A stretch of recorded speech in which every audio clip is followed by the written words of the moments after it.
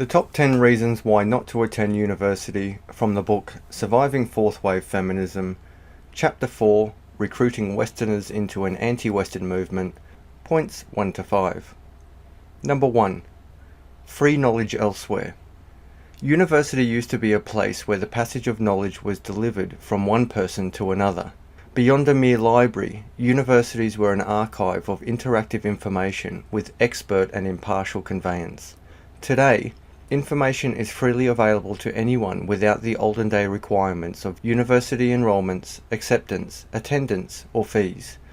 Whilst entire libraries themselves are digitized and also available to anyone with an open internet connection, the World Wide Web itself has become a super library of information with material on anything about everything for everyone. Further, the information outside the curriculum of a politically focused university campus is as broad as it is balanced. That is, whilst one web source will argue the pros of any one topic, there are equally other sites that will argue the cons, or vice versa. Students on the internet are free to explore all sides of knowledge from countless sources, while students within university, particularly in undergraduate studies, although can see the same information, are instead forced to stick to a predetermined curriculum of predefined readings, opinions and conclusions that must be regurgitated to appease the judge of ideas, that is, the university's teaching faculty. Number 2. The suppression of ideas. Universities used to be a place to explore and challenge the theories and ideas of any and everything. That is no longer the case, as universities continue to ban anything that challenge a theory that result in someone's feelings being hurt. Free speech is now labelled as hate speech, as an ever-growing university population of snowflakes resort to violent tantrums as soon as feelings are subjectively hurt. History, data, statistical analysis, or biological facts that could and should be explored are now suppressed to ensure feelings are put before fact. With the suppression of facts through the prioritization of feelings, university students graduate with a lower level of social, emotional, and intellectual ability than when they first entered. Essentially, this leads to a graduate becoming more closed-minded and less capable than when they first started their tertiary indoctrination that was disguised as an education. Number 3. Striving to be unqualified. Unless the qualification is specifically within the fields of STEM, and possibly law and teaching, the paper qualification issued by a university is no longer valued by the market. Corporations realize through the truth found in the markets that a student who has graduated in gender, women's, or business studies, art, or social sciences bring little to no value to a real world of commerce, competence, and competition. Irrespective of the university attended or price paid, outputs speak louder than a piece of paper. As the universities themselves operate to increase their own profits over the education of their students, intellectual ability takes a lower priority over enrollment numbers. To appease the free market of education, entry standards are lowered to increase high-paying customers, student grades are manipulated to compete in university rankings, and free thought is suppressed to avoid negative press from the left-wing dominated media. Courses that used to provide graduates with an opportunity to contribute to society are more increasingly becoming courses that provide graduates with nothing more than debt and an ability to cry for compensation under the banner of oppression, sexism, racism, or any other form of self-proclaimed victimization resulting in some form of compensation. Number 4. The opportunity cost and the cost to be unqualified. Excluding STEM qualifications, the cost of attending university is beyond reasonable and comes in two forms. Firstly, there are tangible expenses that include fees, books, field excursions, and in some cases, the cost of being forced to live on campus in a monopolistic market. Secondly, the opportunity cost of what could have been earned during that time and then later leveraged upon exponentially. University is no longer about education, but rather the institution itself making as much money as possible to gain as much status as possible. The function of university senior management is primarily, if not entirely, about raising money as opposed to improving education. Unlike any other business within any modern society, universities are granted with 4 unmatched legal privileges.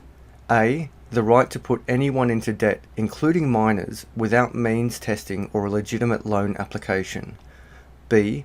the immunity from debt insolvency through the declaration of bankruptcy by the person holding the debt. That is, no matter what happens, unlike any other debt, student debt will always be owed.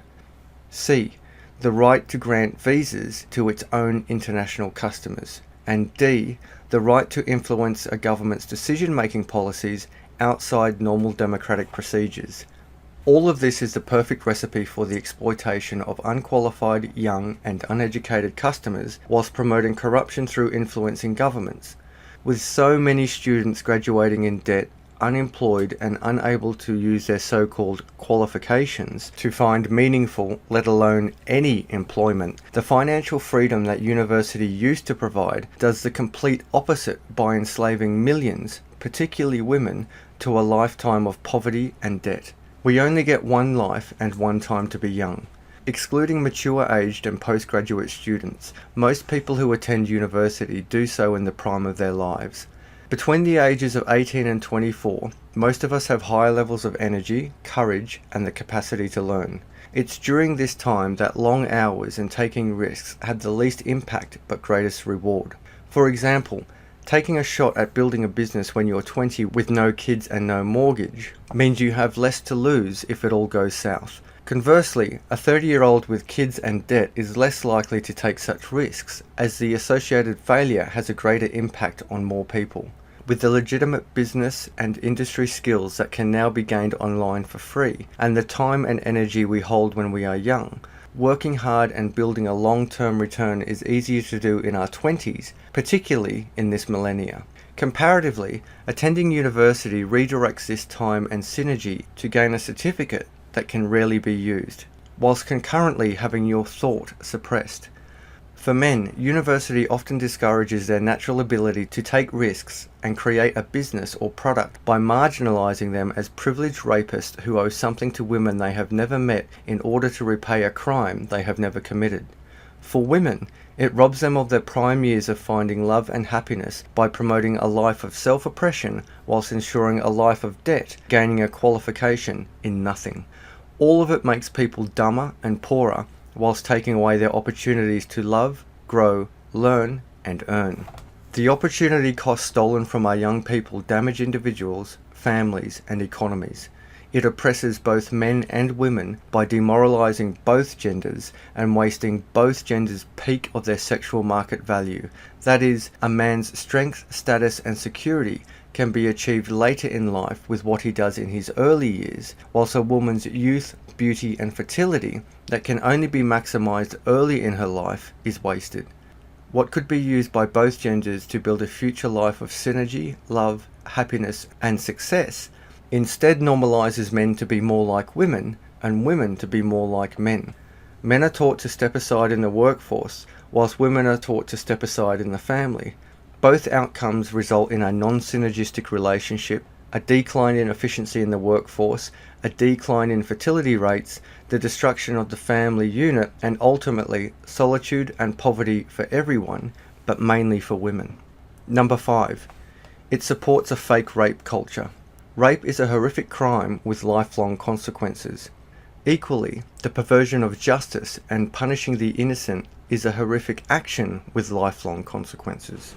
Universities are more often ignoring the legal outcome of criminal investigations by qualified police forces and choosing to punish innocent men through expulsion even when the accusation is found to be completely false.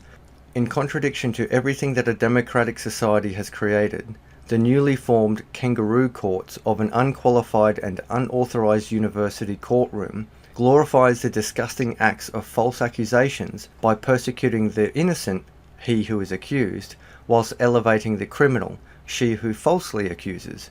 Without consequence for the perversion of justice or overriding a qualified investigation by a neutral third party of the state, an unelected, unqualified, and unjustified university board dominated by man-hating activists can and will destroy the life of an innocent man without batting an eyelid. Beyond destroying the lives of innocent men globally, they compromise the word of real victims of rape as more and more come to understand the absurdity of always believing a woman's word, even if it is an undeniable lie that destroys the lives of the innocent. A man accused of rape at university is not only guilty until proven guilty, he's guilty when proven innocent. Irrespective of what a qualified police investigation finds, let alone an actual admission of lies from the accuser, a male student falsely accused of sexual misconduct by any female student, in fact any female, will lose his reputation, his career, and any money he's already paid for his education, and very likely his mental health for years to come. In some cases, it results in suicide.